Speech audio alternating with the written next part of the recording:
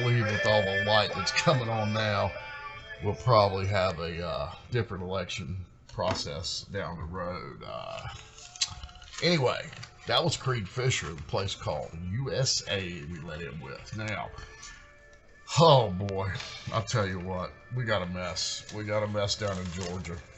The devil went down in Georgia looking for an election to steal, and he about pulled it off, but it looks like we're gonna upset that little apple cart that they thought they were going to rig.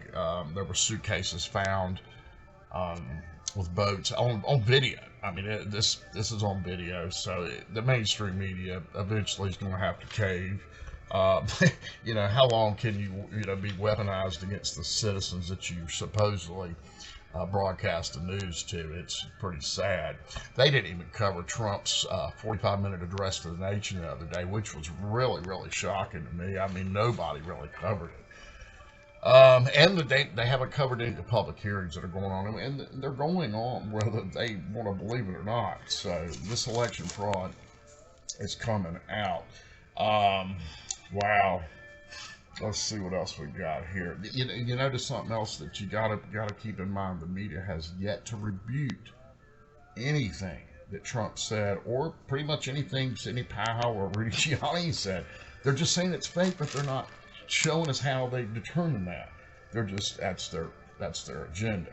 And there was a Cincinnati, Pennsylvania, I believe it was a senator, but he said, let me make sure I got it. He said that the Afghanistan elections were more secure, and he was in the military. He said they're more secure than what we have here in the United States, which we helped them, achieve that. So I guess, Mexico's having their voter ID really makes us look bad, because if Mexico can get it, why wouldn't we have it? That's pretty sad. Let's see. Oh, by the way, Disney bought out a big chunk of Fox. That's probably why you're seeing the big shift in their news. That's probably something they bought from the Murdoch kids that have run Fox into the ground, so to speak. Let's see what else we got here. All right, let's do a little news here. Now, if you've been keeping up with this stuff about the election, Michigan, there was a lady that was contesting ballots, and they escorted her out. They told her that she had to leave, and the place erupted when they walked her out, which means there's only one person or one group of ideology people that are attending to our ballots in our elections, which is pretty scary within itself. But yeah, they were escorting them out. Then they I think it was Michigan, where they blocked the windows, they ran everybody out, and they did stuff behind the scenes for a couple hours, all at the same time that all these other phenomenons happened around the country. Georgia, the guy was talking yesterday, one of the guys on Rudy Giuliani's team, but he was talking about there was over 12,000 dead people that had voted in Georgia. They were dead at the day of the election. Also, 66,000 underage kids voted in that election. Now, the difference is only 12,000 in Georgia. So, and these are just two. He rattled off a bunch, like felons, people that were voting out of different states, people that were, oh God, I mean, I'm sure you probably heard most of them. I didn't write them all down. There were so many.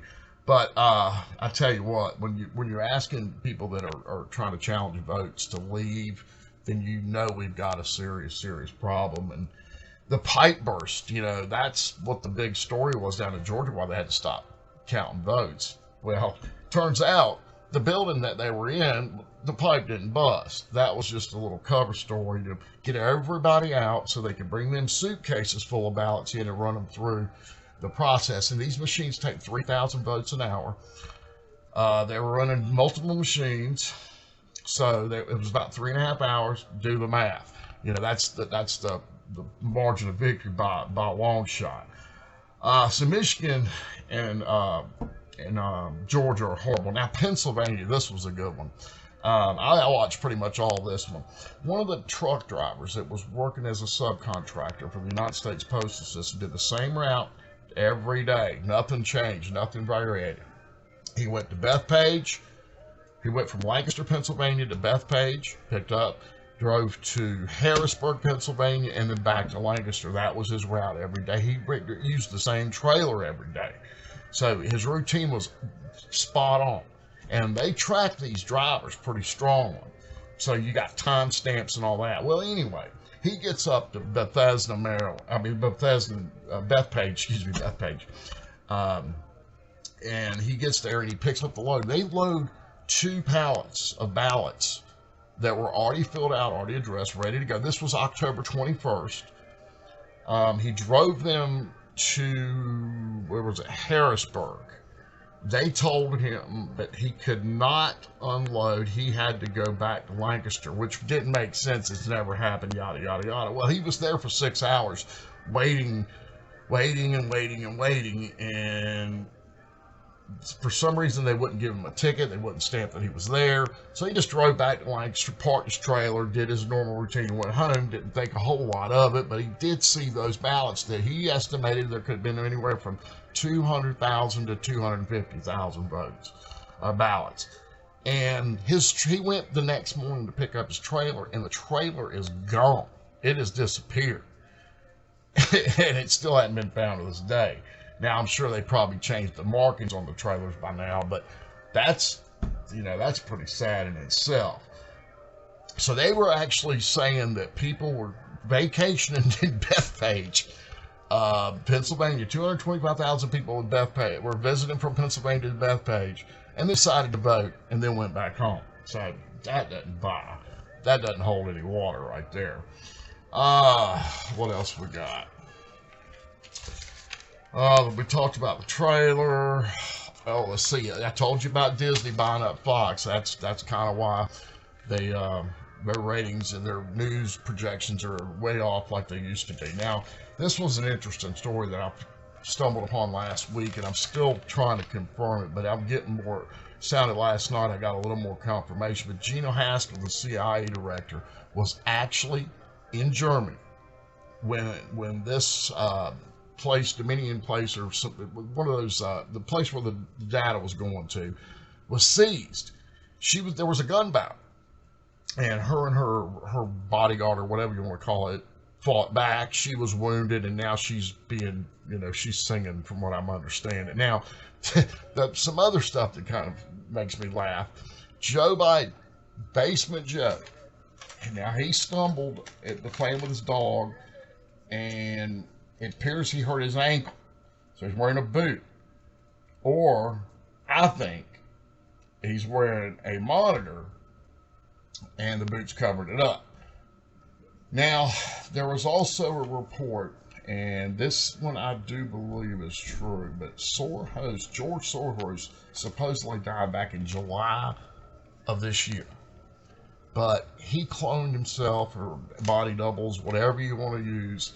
Well, it appears that up in Pennsylvania, the look-alike was arrested.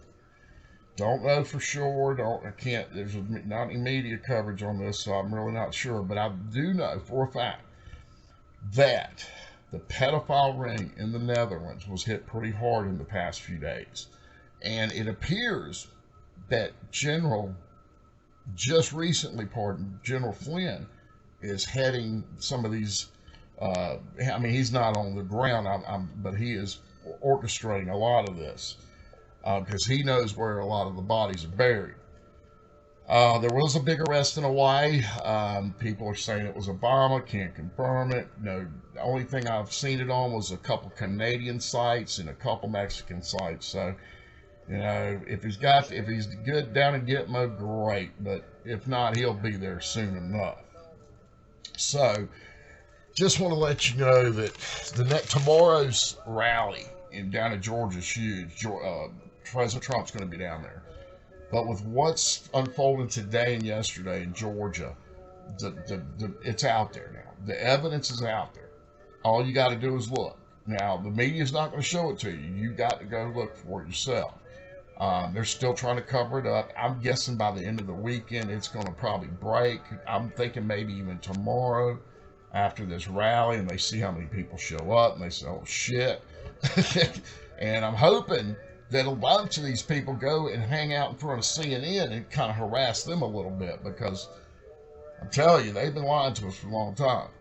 But anyway, I just wanted to say, God bless America. Hope we get through this. Please, people in Georgia, show up tomorrow. Support the president. Courage is contagious, but the future is now, and we've got to take America back before it's too late. This is it. This is the last stand. If they get in power and they take the Senate, it's game over. We're all going to be microchipped and everything, as far as they can try anyway. But anyway, show up tomorrow, Georgia. Support the president.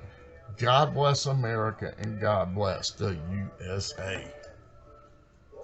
And God bless you too.